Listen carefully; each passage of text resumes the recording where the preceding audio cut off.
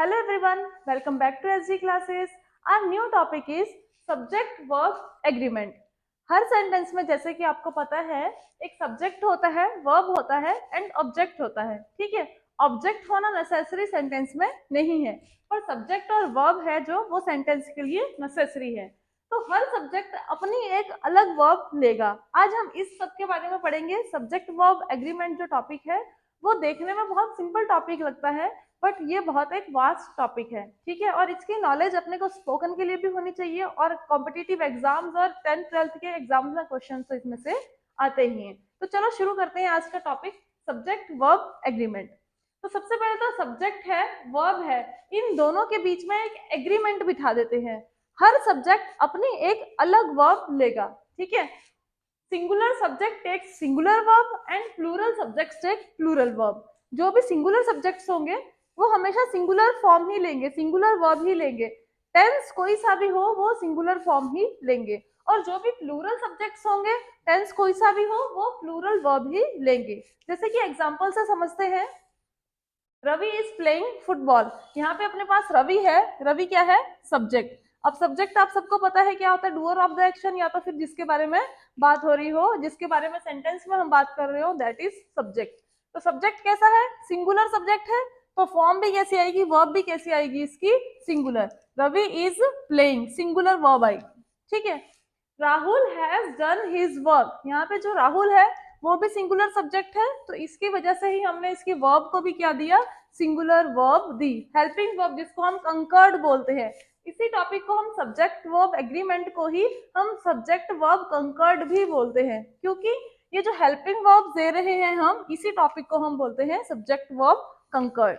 ठीक है, they are going to attend a function. वो एक फंक्शन अटेंड करने जा रहे हैं. तो यहाँ पे जो सब्जेक्ट है अपना वो प्लूरल सब्जेक्ट है, तो इसी के हिसाब से हमने इसको वर्ब दी प्लूरल. ठीक है, are, they are. I am, I के साथ फिक्स वर्ब रहती है एम, जब भी वो कंटिन्यूअस में आएगा. ठीक है, तो यहाँ पे हमें कैसे पता पड़े कि सब्जेक्ट के साथ हमने कौन सी वर्ब देनी है, इस टॉपिक में हम वो पढ़ेंगे. ठीक, अब ये तो हो गए सिंपल सेंटेंसेस. सिंपल सेंटेंसेस है ये तो सबको पता है, पर इसके कुछ रूल्स हैं. सब्जेक्ट वर्ब एग्रीमेंट टॉपिक को हम कुछ रूल्स के साथ डिस्कस करेंगे कि अगर बीच में एंड आ जाए तो फिर कौन सी वर्ब देनी है, या बीच में एज वेल एज आ जाए तो कौन सी फॉर्म देनी है. एंड में भी बहुत सारे रूल्स हैं. ठीक है, तो नीदर नॉर, ईदर और आ जाए तो कौन सी वर्ब देनी है, तो ये सारा हम अपनी क्लास में पढ़ेंगे. तो चलो शुरू करते हैं इस सब्जेक्ट वर्ब एग्रीमेंट टॉपिक के रूल्स को. इन सब्जेक्ट वर्ब एग्रीमेंट और in subject verb concord, the first rule is conjunction and takes plural verb. जो कंजंक्शन एंड होता है, एंड से हम दो नेम्स को ज्वाइन करते हैं, दो फ्रेजेस को ज्वाइन करते हैं, तो हमें प्लूरल वर्ब उसके साथ यूज करनी होती है. जैसे कि Radha and Meera are coming home. Radha और मीरा, एक ये है एक ये है सब्जेक्ट अपने पास, दोनों को हमने एंड से ज्वाइन किया है, तो हम प्लूरल वर्ब लेंगे, आर कमिंग होम. ठीक है, जैसे कि है apples and mangoes are my favourite fruit. Apples और मैंगो दोनों मेरे फेवरेट फ्रूट हैं, तो यहाँ पे भी डबल सब्जेक्ट हो गया, इसलिए हम लेंगे आर, प्लूरल फॉर्म. ठीक है, ये तो सबको पता ही है कि अगर प्लूरल सब्जेक्ट हो तो हम प्लूरल वर्ब लेंगे.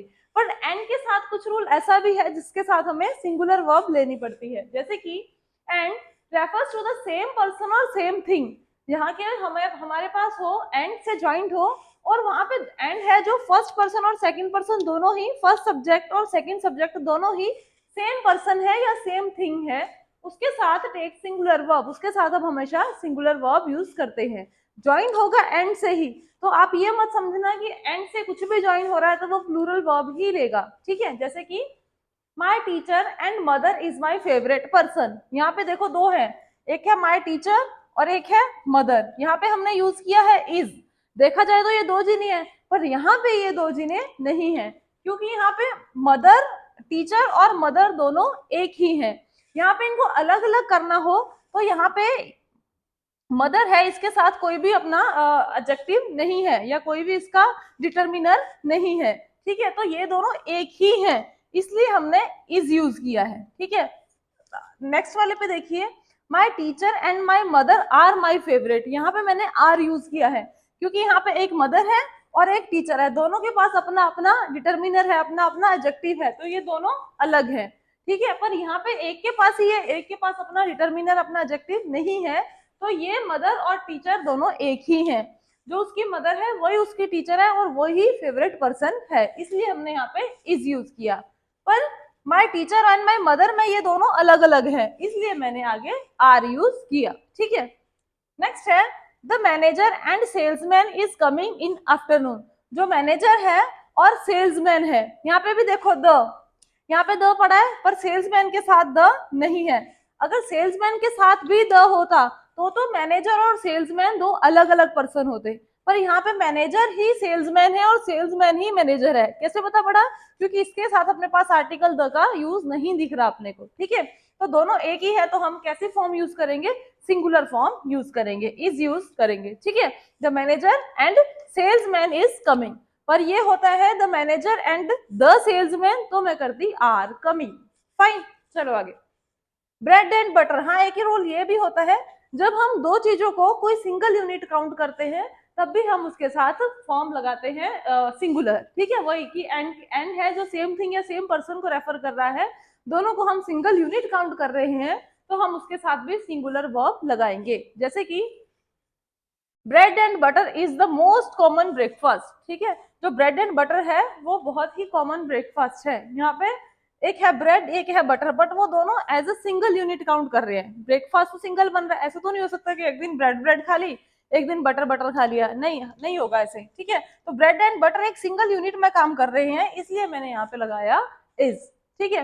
जैसे मैं कहूँ rajma rice is my favourite food, तो राजमा एंड राइस है मेरा फेवरेट फूड है, ठीक है। तो राजमा और राइस अलग अलग थोड़ी है, वो दोनों बनके एक ही डिश बन रहा है। ऐसे ही ब्रेड एंड बटर भी मिला के एक ही डिश बन रहा है, इसलिए हम यहाँ पे इसको सिंगल ही मानेंगे, सिंगल यूनिट ही मानेंगे, ठीक है। नेक्स्ट है slow and steady wins the race, इन दोनों को मिला के भी सिंगल यूनिट बन रहा है। स्लो एंड स्टडी होते हैं जो लोग, वही रेस को विन करते हैं, इसलिए मैंने यहाँ पे सिंगल फॉर्म यूज किया, विंस, विन नहीं यूज किया। Slow and steady wins the race, तो ये है अपने द के यूज, डिटर्मिनर सॉरी कंजंक्शन द के रूल कि प्लूरल में कब यूज करना है एंड को, और एंड को हमें सिंगुलर फॉर्म में कब यूज करना है। बढ़ते हैं सेकंड रूल की तरफ। Second rule says that as well as, along with, together with, accompanied by, besides are singular verbs, are taking singular verb। कभी भी as well as, along with, together with, accompanied by और besides आ जाए तो अपने को use करना है सिंगुलर वर्ब। इनके साथ हमेशा सिंगुलर वर्ब ही यूज होगी। जैसे कि एग्जांपल में समझते हैं, अच्छा इसमें ये भी होना चाहिए कि सब्जेक्ट इज सिंगुलर, अगर सब्जेक्ट सिंगुलर है तभी तो इनके साथ सिंगुलर फॉर्म यूज होगी, ठीक है। जैसे कि Rahul as well as his mother is coming shortly, ठीक है। यहाँ पे सब्जेक्ट क्या है? Rahul, as well as his mother, आ तो दो जने रहे हैं पर यहाँ पे हम फॉर्म यूज कर रहे हैं सिंगुलर, क्योंकि यहाँ पे हमने सब्जेक्ट इसी को काउंट किया है। ऊपर पढ़ लिया हमने कि जो एज वेल एज है वो हमेशा दो सब्जेक्ट्स को लेके आएगा, पर फॉर्म कौन सी लेगा? सिंगुलर फॉर्म लेगा, ठीक है। Rahul as well as his mother is coming shortly, as well as की जगह पे अगर एंड होता तो हम लिखते Rahul and his mother are coming shortly, ठीक है। हालांकि मीनिंग तो सेम ही है, उसमें हम कहते हैं कि राहुल और उसकी मदर आ रहे हैं, यहाँ पे हमने कहा Rahul as well as his mother, Rahul और उसकी मदर आ रहे हैं, ठीक। Next one is Alex along with his parents is attending the party। Alex है along with his parents, किसके साथ? अपने पेरेंट्स के साथ। तो along with भी है जो वो सिंगुलर वर्ब लेता है अपने साथ। यहाँ पे एग्जांपल है along with his parents is attending the party, ठीक है। यहाँ पे कंफ्यूज नहीं होना कि यहाँ पे हमने प्लूरल क्यों नहीं यूज किया, क्योंकि दो जने हैं, क्योंकि ये सारे जो वर्ड है ये सिंगुलर फॉर्म ही अपने साथ वर्ब की लेते हैं। जैसे कि Rahul accompanied by his teacher, Rahul है अपने टीचर के साथ, accompanied by his teacher is planning a tour, एक टूर प्लान कर रहा है, ठीक है। अब इसमें भी एक हमने शर्त रखी थी इफ सब्जेक्ट इज सिंगुलर, यहाँ पे जो भी सब्जेक्ट्स हैं ये सारे सिंगुलर सब्जेक्ट्स हैं, इसीलिए यहाँ पे हमने सिंगुलर फॉर्म यूज की। पर अगर यहाँ पे सब्जेक्ट ही प्लूरल हो जाए, अगर मैं राहुल की जगह कर दूं they accompanied with their teacher they accompanied with their teacher, यहाँ पे फिर प्लूरल फॉर्म हो जाएगी, ठीक है, आर प्लानिंग। क्यों?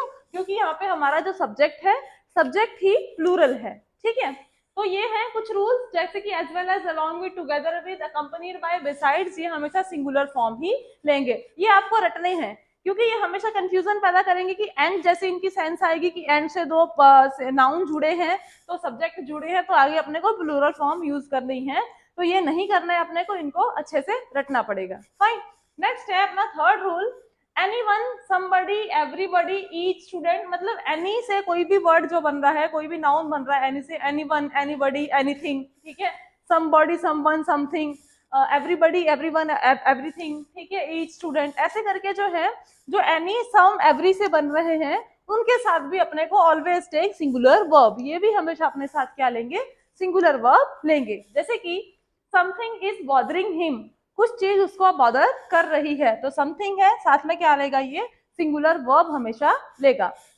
Everybody wants to live happily, everybody, हर कोई चाहता है कि वो खुश, हैप्पीली रहे, खुश रहे, ठीक है, तो वॉन्ट्स है अपने पास, सिंगुलर वर्ब, वॉन्ट नहीं है, ठीक है। नेक्स्ट है no one is helping me, कोई भी मेरी मदद नहीं कर रहा है। यहाँ पे आपको नो वन और समबडी, समथिंग में तो शायद कंफ्यूजन ना हो, पर यहाँ पे एवरीबडी में आपको कंफ्यूजन हो सकती है कि एवरीबडी का मतलब तो हो गया हर कोई, तो हमने इसको प्लूरल क्यों नहीं बनाया। इसका रीजन यही है कि एनी, एवरी और सम से कोई भी वर्ड बनते हैं, कोई भी नाउन बनते हैं, उनके साथ हम प्लूरल फॉर्म ना लगा के सिंगुलर फॉर्म ही लगाएंगे, ठीक है। तो चलिए चलते हैं अपने फोर्थ रूल की तरफ। Our next rule is use of neither nor और either or। neither nor और either or जब एक साथ यूज होते हैं, takes verb closest to nor और। हमने पहले क्लास में पढ़ा था कि either और neither हमेशा सिंगुलर फॉर्म लेते हैं, जैसे कि मैंने फिफ्थ रूल में लिखा भी है, either and neither are always singular if they are used without और nor, अगर वो बिना और nor के यूज होते हैं तो वो हमेशा सिंगुलर ही होंगे। पर यहाँ पे अगर नीदर, नॉर और इधर और दोनों साथ में यूज होते हैं, तब हम सिंगुलर फॉर्म ना लगा के हम नॉर और के क्लोजेस्ट जो सब्जेक्ट होगा उसके हिसाब से फॉर्म लगाएंगे। पहले हम फिफ्थ रूल समझते हैं, फिर हम फोर्थ पे शिफ्ट होंगे। फिफ्थ रूल जैसे अपने को पता है, इधर और नीदर हमेशा सिंगुलर ही काउंट होंगे जब वो और नॉर के बिना यूज होंगे। एग्जाम्पल से समझते हैं, either day is convenient, either day, कोई सा भी डे कन्वीनियंट है, ईदर डे, ठीक है, तो हमने यहाँ पे सिंगुलर फॉर्म यूज की। फिर मैंने लिखा नीदर ऑफ यू, हालांकि यहाँ पे यू है, यू एक प्लूरल, हम यू को मानते हैं, प्लूरल सब्जेक्ट मानते हैं, पर यहाँ पे हमें नीदर आ गया, ठीक है। Neither of you is living, तो हम यहाँ पे सिंगुलर फॉर्म यूज करेंगे, क्योंकि यहाँ पे अपने पास नीदर पड़ा है। Neither of you is living until you have finished your work, तुम में से कोई भी नहीं जाएगा जब तक कि तुम अपना काम खत्म नहीं करते हो। फाइन। तो यहाँ पे अगर इधर नीदर अकेले बिना नॉर के, बिना और के यूज हो रहे हैं, तो हम उनको सिंगुलर वर्ब देंगे, ठीक है। अब यहाँ पे समझो, यहाँ पे क्या है, अगर ये नॉर और के साथ यूज हो रहे हैं, तो हमें क्लोजेस्ट टू द नॉर और हमें देना है जो सब्जेक्ट नॉर और के क्लोजेस्ट है, पास है उसके हिसाब से अपने को वर्ब देनी है। जैसे कि नीदर द शूज, यहाँ पे देखो शूज है जो वो प्लूरल है, नॉर द बैग, यहाँ पे है जो बैग वो सिंगुलर है, ठीक है। तो नॉर के पास सब्जेक्ट कौन सा है, नॉर के साथ कौन सा है, नॉर द बैग, तो बैग के अकॉर्डिंग हम वर्ब देंगे। तो यहाँ पे मैंने singular verb the, matches the dress, ना तो शूज मैच कर रहे हैं ना तो बैग मैच कर रहा है ड्रेस से, ठीक है। सेम सेंटेंस है, उसके सब्जेक्ट हमने आगे पीछे कर दी है, जैसे कि नीदर द बैग, यहाँ पे पहले सिंगुलर आ गया, नॉर द शूज, अब नॉर के साथ कौन सा है, शूज, तो हम इसको प्लूरल वर्ब देंगे, match. Neither the bag nor the shoes match the dress. Fine. एक सेंटेंस और देखते हैं, इधर है मेलन और ऑरेंजेस, यहाँ पे देखो और के बाद जो सब्जेक्ट है वो ऑरेंजेस, प्लूरल सब्जेक्ट है, तो हम यहाँ पे देंगे आर ऑन द मेन्यू। पर इसकी जगह पे अगर ऐसा होता, इधर ऑरेंजेस और मेलन, अकेला अ मेलन होता, तो फिर हम यहाँ पे फॉर्म देते इज, ठीक है। तो जब वो नीदर और नॉर के साथ, नॉर और के साथ यूज होगा, तो हम नॉर और के साथ वाला सब्जेक्ट देखेंगे, उसके हिसाब से वर्ब देंगे। और अगर सिंगल में यूज होता है, इधर और नीदर अकेले यूज होता है, तो हम उसको हमेशा सिंगुलर काउंट करेंगे, ठीक है, समझ आया। तो चलिए बढ़ते हैं अपने अगले रूल की तरफ। Next rule is use of here and there. Here and there को हम कैसे यूज करेंगे, तो हियर एंड देयर ना तो सिंगुलर होते हैं ना तो प्लूरल होते हैं, कि सब्जेक्ट के अकॉर्डिंग हमेशा चेंज होते हैं, सब्जेक्ट के अकॉर्डिंग अपनी वर्ब लेते हैं, क्योंकि ये खुद कोई सब्जेक्ट नहीं होते। एग्जाम्पल से समझते हैं, जैसे यहाँ पे मैंने लिखा है हियर दैश द चॉकलेट्स, तो यहाँ पे सब्जेक्ट कौन है? चॉकलेट्स। चॉकलेट सिंगुलर है या प्लूरल है, हम उसके हिसाब से यहाँ पे फॉर्म लगाएंगे। जैसे कि हमें यहाँ पे पता पड़ रहा है कि जो चॉकलेट्स है वो प्लूरल है, तो यहाँ पे हम प्लूरल फॉर्म देंगे, हियर आर द चॉकलेट्स। ठीक है, अभी हेयर के एक एग्जांपल और है, हियर द कीज। यहाँ पे जो कीज है ये सब्जेक्ट है, जो कीज है वो भी क्या है? प्लूरल है, तो हम यहाँ पे भी हियर आर लगाएंगे। ठीक है, पर अगर वही सेंटेंस होता हियर द की, ठीक है, यहाँ पे मैंने लिख देती हूँ, चलो हियर डैश द की। अगर ये सिंगुलर होता हियर डैश द की, यहाँ पे सिंगुलर फॉर्म है तो हम लिखते हैं यहाँ पे हियर इज द की यहाँ पे है। ठीक है, तो हेयर और हेयर क्या हमने एग्जांपल समझा कि हेयर कभी भी सिंगुलर और प्लूरल ना होके सब्जेक्ट के अकॉर्डिंग ये अपनी वर्ब लेता है। सेम देयर में भी होता है, देयर डैश इज, यहाँ पे तो लिखा ही हुआ है there is a big puddle on the road, एक बड़ा पुडल है रोड पे। ठीक है, तो एक है तो हमने इसको दिया देयर को। ठीक है, सिंगुलर वर्ब। नेक्स्ट है there dash 4 hurdles to jump, 4 hurdles, तो सब्जेक्ट कौन सा अपने पास? 4 हर्डल्स, प्लूरल है अपने पास सब्जेक्ट, तो यहाँ पे हम देंगे देयर आर। ठीक है, यहाँ पे मैंने दिया आर और ऊपर दिया इज, तो यहाँ पे हमने समझा कि हेयर और देयर खुद सिंगुलर प्लूरल ना होके सब्जेक्ट के अकॉर्डिंग ये अपनी वर्ब सिंगुलर और प्लूरल में कन्वर्ट कर लेते हैं। ठीक है, that is the rule of here and there. Next one is sums of money, period of time और डिस्टेंस जब एज अ यूनिट काउंट होता है तब हम उसको टेक अ सिंगुलर वर्ब, तब हम उसको सिंगुलर वर्ब देते हैं जब वो एक सिंगल यूनिट काउंट होता है। जैसे कि 5,000 rupees is a high price to pay, यहाँ पे देखा जाए तो ये प्लूरल है, 500 रुपीज है जो वो प्लूरल है, पर ये as a single unit count हुआ है। ठीक है, कि 500 रुपीज है, बहुत हाई अमाउंट है पे करने के लिए। ठीक है, तो हम यहाँ पे फॉर्म लगाएंगे सिंगुलर, 500 रुपीज आर नहीं कहेंगे क्योंकि ये सिंगल यूनिट काउंट हुआ है। ठीक है, 10 kilometres is too far to walk, यहाँ पे भी ये सिंगल यूनिट काउंट हुआ है, हालांकि ये प्लूरल है। किलोमीटर्स आपको दिख रहा होगा तो आपको लगेगा कि प्लूरल फॉर्म लगा दे, ऐसा नहीं है। 10 किलोमीटर्स एक सिंगल यूनिट काउंट हुआ है, इसलिए हमने इसको सिंगुलर वर्ब दी है इज। ठीक, next is 62 years is a minimum age of retirement, retirement की मिनिमम एज 62 इयर्स है। ठीक है, तो यहाँ पे भी ये सिंगल यूनिट काउंट हुआ है, तो हमने इसको फॉर्म दी है इज, सिंगुलर फॉर्म दी है। तो कोई भी ऐसा सम ऑफ मनी या पीरियड ऑफ टाइम या डिस्टेंस या इसके अलावा और कुछ भी ऐसा हो जो as a single unit count हो रहा हो, तो हम उसको सिंगुलर वर्ब ही देंगे। जैसे कि हमने ब्रेड एंड बटर वाले में भी पढ़ा था, स्लो एंड स्टडी वाले में भी पढ़ा था कि वो as a single unit count का हो रहा था, सिंगल यूनिट हम उसको मान रहे थे, इसलिए हमने उसको वर्ब दी सिंगुलर। ठीक है, पर 8 हमें बताता है कि a lot of, all of, some of, etcetera आ जाए तो pay attention to noun after of. A lot of के बाद कोई नाउन आए, ऑल ऑफ के बाद कोई नाउन आए, सम ऑफ के बाद कोई नाउन आए, तो ऑफ के बाद वाला जो नाउन है, ऑफ के बाद वाला जो सब्जेक्ट है, हम उसके हिसाब से वर्ब को लगाएंगे। ठीक है, जैसे कि मैंने यहाँ पे लिखा अ lot of the cake dash gone, यहाँ पे देखें अ लॉट ऑफ के बाद है द केक, सिंगुलर है, केक सिंगुलर है, तो हम लगाएंगे अ lot of the cake is gone. ठीक है, अ lot of cake is gone. Next one a lot of the cakes, देखो सेंटेंस ऑलमोस्ट सेम है, सिंगुलर और प्लूरल का ही यहाँ पे फर्क है। ठीक है, यहाँ पे है द केक्स, यहाँ पे ये हो गया प्लूरल, तो हम इसके साथ प्लूरल फॉर्म लगाएंगे are, a lot of cakes are gone. ठीक है, next one a third of the city, city क्या है? सिंगुलर नाउन है, सिटी एक है, सिटीज तो नहीं है। ठीक है, अ third of the city is unemployed. ठीक है, अ third of the city is unemployed, क्योंकि सिटी एक सिंगुलर नाउन है, सिंगुलर सब्जेक्ट है।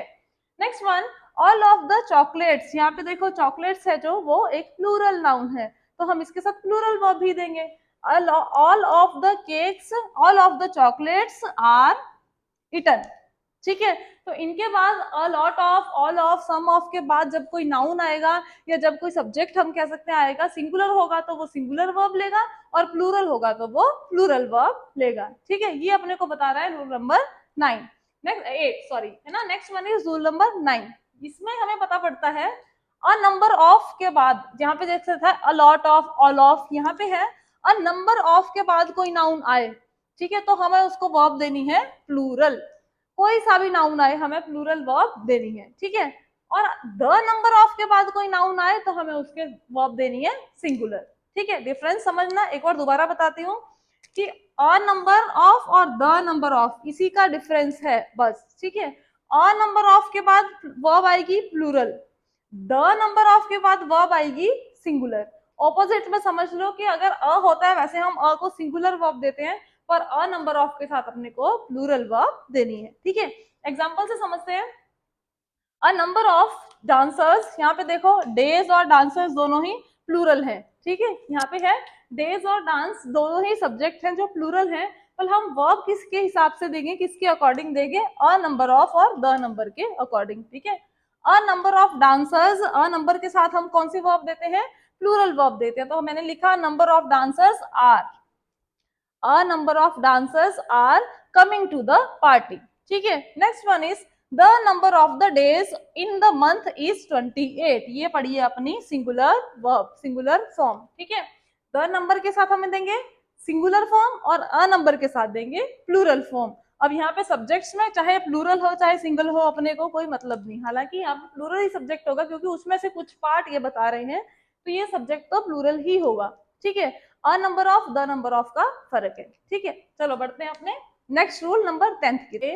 If a sentence express a wish, a request और a contrary to fact, were is used. अगर कोई sentence में विश है या रिक्वेस्ट है या किसी भी फैक्ट को वो कंट्रारी कर रहा है तो उसमें हम वर यूज करेंगे रेदर देन वॉज ना यूज करके हम उसमें वर यूज करेंगे। सेंटेंस में समझते हैं। I wish my sister were here, मैं विश करता हूं कि मेरी सिस्टर यहाँ पे होती, है नहीं होती, वो एक विश कर रहा है कि काश मेरी सिस्टर भी यहाँ पे होती, तो हम यूज करेंगे were instead of was. I wish I were on the beach right now, काश मैं अभी बीच पे होता, तो यहाँ पे भी हम वर यूज करेंगे, ठीक है। If I were the president of India, काश मैं इंडिया का प्रेसिडेंट होता, तो आई के साथ इन सेंटेंसेस में, इस टाइप के सेंटेंसेस में हम आई के साथ वॉज ना यूज करके हम उसके साथ वर यूज करेंगे। मैंने आपको टेंसेस वाली क्लास में बताया था कि पास्ट सिंपल टेंस में, पास्ट इंडेफिनेट टेंस में हम आई के साथ वॉज यूज करते हैं। जैसे कि यहाँ पे सेंटेंस लिखा हुआ है, I was working for my country, मैं अपनी कंट्री के लिए मैंने काम किया, पास्ट सिंपल का ये एक टेंस है। उस टाइम मैंने आपको बताया था कि आई के साथ वॉज लगता है पास्ट सिंपल में, बट आई के साथ वर भी लगता है जब कोई भी हम कंडीशन विश या रिक्वेस्ट वाली करें तो हम आई के साथ वर लगाते हैं, जैसे कि इन सेंटेंसेस में आपने समझा। यहाँ पे भी मैंने आपको कॉन्ट्रेरी करा के बता दिया। If I were the PM of India, काश मैं इंडिया का पीएम होता, तो यहाँ पे आई के साथ वर यूज किया है जो कि बिल्कुल करेक्ट है, आई के साथ वर ही यूज होगा क्योंकि यहाँ पे एक है विश, ठीक है। और यहाँ पे है पास्ट सिंपल टेंस, इसलिए हमने आई के साथ वॉज यूज किया है।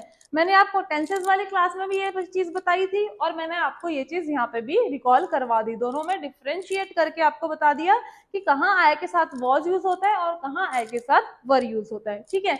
अब सब्जेक्ट वर्ब एग्रीमेंट के रूल्स यही खत्म नहीं होते, इसके कुछ रूल्स और भी बाकी हैं जो कि हम नेक्स्ट क्लास में करेंगे, नहीं तो यही क्लास बहुत लंबी हो जाएगी, ठीक है। और उसके अगली क्लास में हम इसके क्वेश्चंस भी सॉल्व करेंगे कि किस टाइप के क्वेश्चंस आते हैं। आज की क्लास आप सबको अच्छी लगी हो तो please like share and subscribe करें my channel SD classes. Thank you.